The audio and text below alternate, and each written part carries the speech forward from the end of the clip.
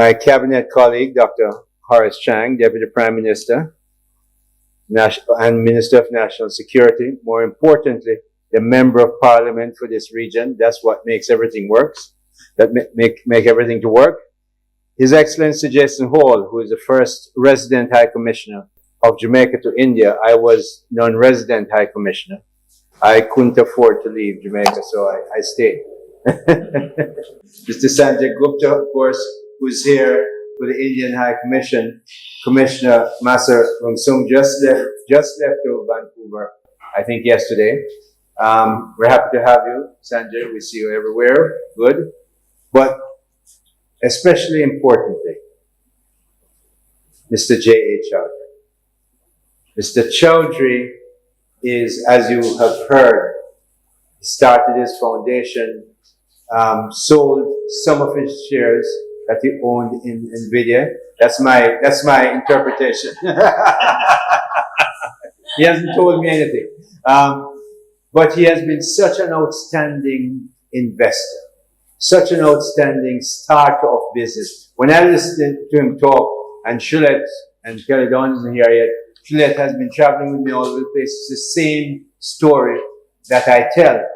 What I'm going to tell you is that with the new election, you listen for the name of Dr. Chowdhury and listen for the name of Andhra Pradesh. Now, Prime Minister Modi is going to be back making India the outstanding country has done in the past 10 years.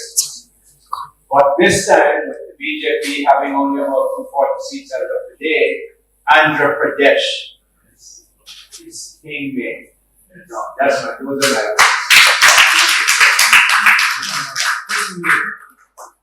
in terms of having Prime Minister Modi continue to lead India. So you're going to hear a lot more about Andhra Pradesh. But Dr. Chowdhury has control of southern India from Chennai, Bangalore up to Hyderabad, and all of that area, all the areas that I know. I've been,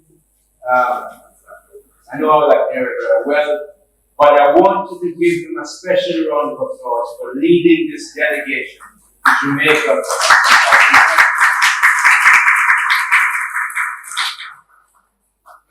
Also, Dwight Crawford, our new young deputy mayor, in 2 years' time, he'll be with us. I said, but it was good to see you this morning.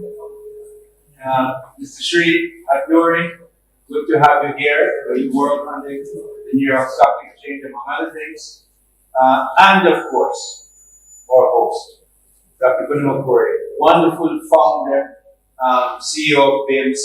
I met him 24 years ago, maybe. I was on vacation at the half moon with my family. He had just come to be a doctor in Jamaica, he and his wife. And I think his son was probably just born then, or maybe right after. And we became good friends. I mentored him through the stock market, of launching his company through the stock market. And we've been very close friends. So I am amazed. I know where this is coming from nothing. I'm amazed to see what has happened here, what he's turned Vipers into. And I want to give you to give him a very special round of applause. That we get from business people that pays the Deputy Prime Minister, the Prime Minister, the Finance Minister, me, Shulett, everybody else that works in government. Oh yes, you're going to say, but we pay taxes too. We pay taxes after we get paid from the money from business. So I'm very appreciative of sponsors, and I always take a minute to say thank you very especially to sponsors, media practitioners, distinguished ladies and gentlemen. India has just gone through an election where they had approximately 800 million people vote.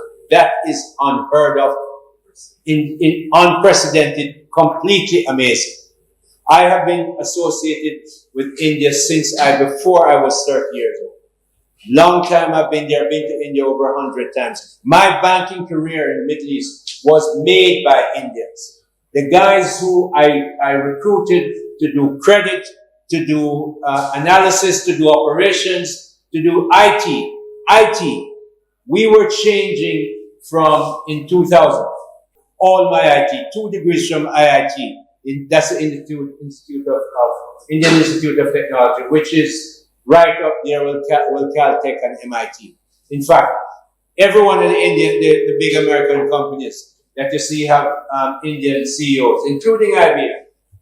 They're Indians, and they all generally pass through IIT. So I've seen that. I've seen India change. I was the executive vice president, very young age, for a big bank in Kuwait. Dr. Manmohan Singh was advisor at the Ministry of Finance, not even yet Minister of Finance, advisor. Dr. Narasimha, not Dr., Prime Minister Narasimha Rao was Prime Minister. Because India is the fastest growing large economy in the world, I can say this now, with great admiration for where India is. At the time, India was on its economic knees. It had to pledge its gold to the Bank of England, you remember, and UBS. Okay? Kuwait, they needed oil, didn't have it. ONGC had money, but Indian Oil Corporation had no money. So I, this young banker from Kuwait, went to India on a New Year's Eve and loaned India $250 million in order for it to continue to get its oil. It couldn't afford it. But Kuwait and India had a great arrangement. In my bank, I had one deposit of $600 million. That's Kuwait. Because Kuwait is rich, still very rich. And so we were able to do that. So my history with India, not only did I lend to India, but India made my career. And I'm so happy today to have so many Indians in my country welcoming you to Jamaica. I'm happy to have you. So that's my very brief, much longer history, but that's a brief story of the wonderful impression I have of India. But now have 800 million people going to vote. No mishap. They voted. They started on April 19th, if I remember. Counted one day, finished in June 6th, because it's all electronically done. The national ID has made it so easy to do what you have to do. And again, brought in by Prime Minister Modi. He has done a tremendous job. Glad to see him back in the job. I'm sure he is. But he's going to have to be, being the fox he is, he's been in government. You're going to watch him manipulate and operate. So I wish you guys well in Andhra Pradesh.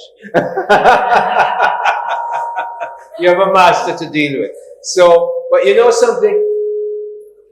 India and Jamaica has a similar thing. Not only are we in the Commonwealth, not only is India the biggest English speaker in the world, whatever America and England think, the largest amount of English speakers in the world are in India because your population is so big.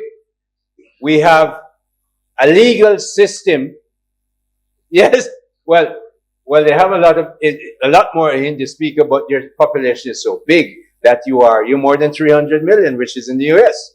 So you have that huge population, but you have a legal system that we both understand.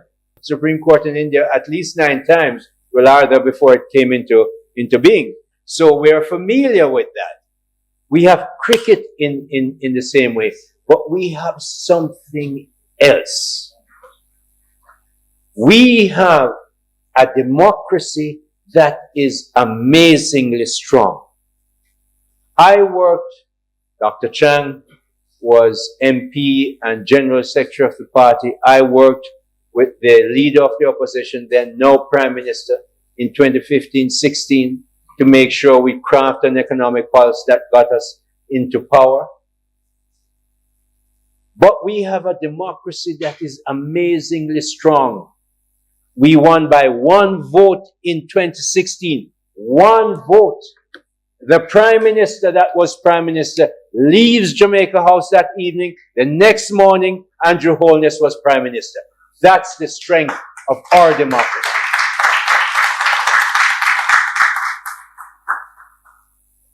We have a currency that is not under any control. We have a free, transferable, negotiable currency. Bring clean money in, take clean money out. And in case the money is not clean, we have good friends that Sri is close to that will tell us the money is not clean. So we don't have to worry about it. You can't fuss about with funny money in Jamaica. We have a clean system. We have a stock exchange that is strong. Twice in 5 years, Bloomberg said it was the best. We have a government that has not raised taxes in 8 years. We have cut income tax twice, and we have reduced the VAT, what you will know as VAT, in our period of time. And we have a revenue stream that has been stronger than our estimates every single year. In other words, we've gone through the pandemic, spent 100 billion Jamaican dollars we didn't expect to spend, and we have not raised taxes any of those period of time.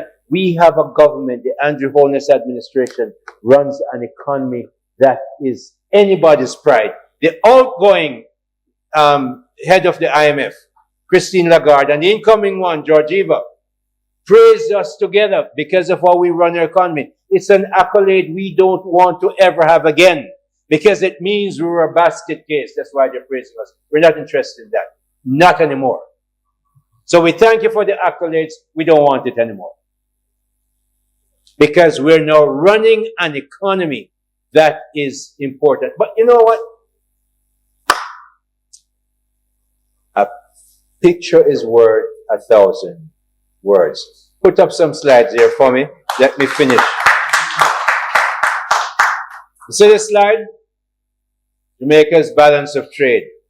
I start off here to let you know why we welcome investors so much. In the 62 years we have been independent, we have had 1 year when we had a positive trade balance. That was in 1966. In other words, we have a long history to overcome. You know how we brought down, we had a debt to GDP of 147% in 2013. We brought it down by making it a national event. We have to bring down our debt. It's now down to 74%. Will be down to 60% in a couple of years. By 2028, it's be at 60% or lower. That's where we're going. We have done it. We run faster than anybody in the world.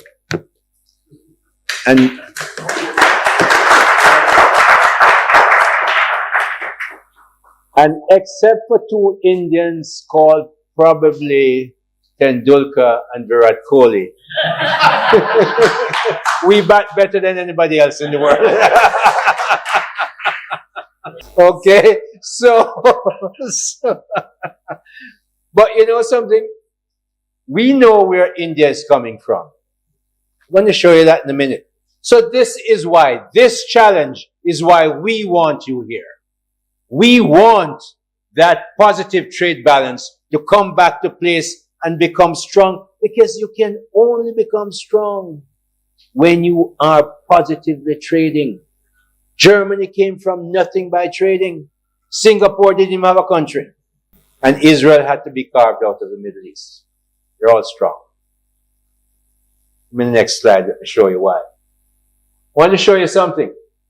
Per capita GDP. Now look at that. I have 3 countries up there. Jamaica, India, and China. Take the numbers from 2001. Why? Because 2001, the last thing Bill Clinton did was to make sure China entered the WTO. It is in the same quarter, the same year, we were in gap. India and Jamaica were in gap. So we were in the trading system. But we had to join the WTO because it came to be, we joined the same year as China. So the blue line is Jamaica. We were about $5,000 at that time. In fact, you go back to 1970, we had 5,000 US dollars as the per capita GDP. So where India was just above 2,000, China was just above 2,000, India was below 2,000 in 2001. This is something that you need to, I walk around this in my brain. Because China entered WTO and therefore became the trading nation of the world. They turn everything, and remember now, China is a command economy. You can't do that in India. We can't do that in Jamaica. My God, you would have something in there. You try that stuff. Especially after the last election. We can't do that in Jamaica. China has a command economy. But look at what China did because it was able to trade. By 2009, you see the Chinese, the green graph crossed Jamaica. They caught us up. We haven't moved very much. We moved up now to about 6,000 plus 2023. But since between 1970 and 2022, we're about $5,000. India has meandered a little bit higher. You're getting bigger. But look at where China is, 12,000 thereabout dollars. When you multiply that by 1.3 billion people, you understand why they're the second largest economy in the world.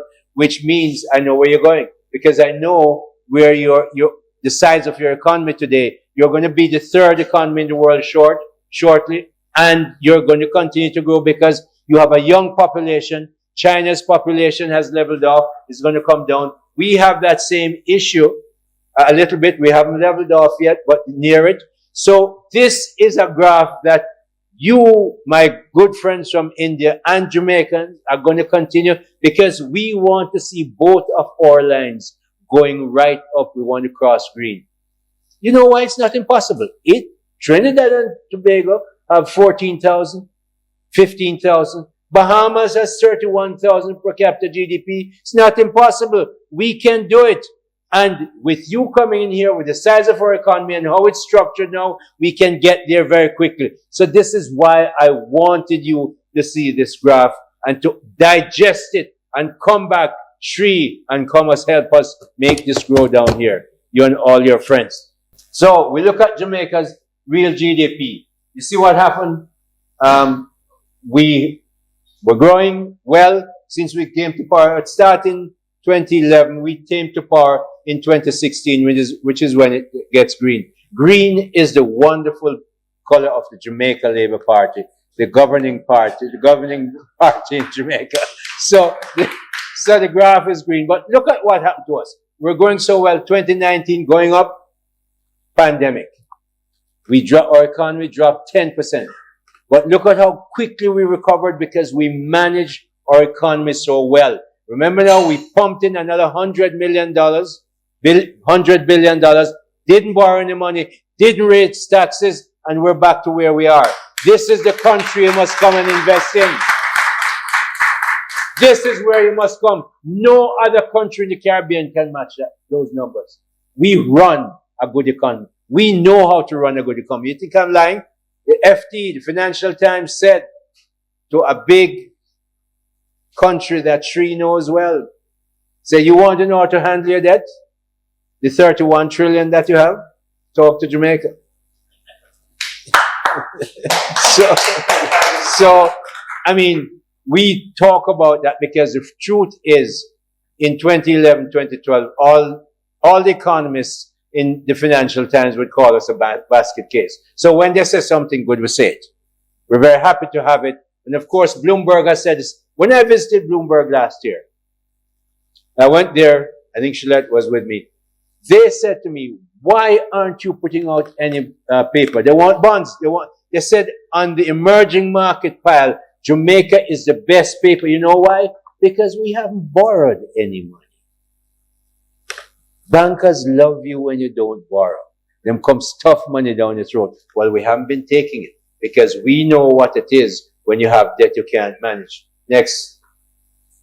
Jamaica's net foreign direct investment. This is where you come in. I have net foreign direct investment. And when you look on that graph, there's a little thing at the bottom there that said GOJ, Government of Jamaica, out of the local capital market from 2016 to 2023. There's a reason I tell you that. In other words, we have our foreign direct investment has gone down, but our local direct investment has been strong because the government has not been borrowing. Usually governments go in the capital market and squeeze out the private sector. Private sector can't get money to borrow to build their business. You're looking to bring people in here. Our banks have money. We're looking to bring investors in here. We wanted to look at our special economic zone. We have pension funds that want to invest. This is the place to come. So you don't have to look at only foreign capital. We have money to invest, and the government is out of the capital markets. No, we are a country that they called in 2011, 2012, 13 a basket case. This country has turned around. We haven't borrowed a penny in the local market. So money is there to grow the economy. This is the economy to come to, Mr. Chowdhury and your team. You're in the right place. Let me see if I have one more slide. Now look at this. Jamaica's debt to GDP. See that long spike up there in 1991? 240 or so percent or debt to GDP. Only Japan that we survived, I have no idea. You know, I tell you a story. It's a true story. And when I lived in the Middle East, I came back every summer. And when we were going through this tough time in the 1990s, I said to myself, I studied economics, I understand finance. How on God's earth we don't have a revolution? Things are mercilessly tough. Then I met a program. I heard a program on the radio called Mutty Perkins. And Dr. Chang, I said, this is why we don't. Every day the Jamaicans will be on there and they say anything they want about the politicians. They cuss them. They quarrel with them. They call them all kinds of names that their mothers would not be proud of. But that was the safety valve. They got the stuff off their chest and were able to survive. This is my own social interpretation of how we survived till we got a government led by Andrew Michael Holness in 2016 that looked at what has happened to our debt to GDP. The only spike you see there is that 2021, 2020 because of the pandemic. Look, we're coming back down and going back down. This is the country you should be in the Caribbean to invest. All my friends from my rich neighbors in the Caribbean, all the big companies are now on the Jamaica Stock Exchange. All of them have come because people want to buy their stocks around the world. But if the stock market is located in a country that has currency controls, the stock people won't buy it. So Jamaica has no currency controls. We're free currency and we're a free and well-run stock market. So when you want to make sure you monetize some of your wealth, Jamaica Stock Exchange is there for you. Now I know you have what you have in India. Lots of good stock markets. I've traded on them myself. So I know them very well. And I know your big bears when there were big bears and what happened to them and how that has happened. So we have a stock market here that makes fun. In other words, we have an ecosystem here. A tax system that works. We don't tax it. We don't raise taxes. We have a stock market that works, recognized by Bloomberg. We have a debt to GDP that is going in one trajectory down. We have an unemployment level. Put up the Jamaica's constant drop in unemployment. Look at that. Look at where we're coming from. 14 odd percent in 2013. In 2016, when we took power, it's 13.4. Now, if you look from 2020, from 2019, we've been hitting new records. We spiked up in 2020, 2021 because of pandemic. But look at where we are. 2022, a record low. 2023 at 4.2% in an emerging economy that's almost no,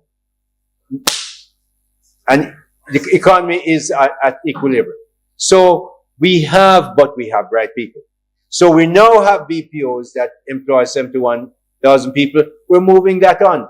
We're using onto knowledge outsourcing a product, which is what Mr. Chowdhury said.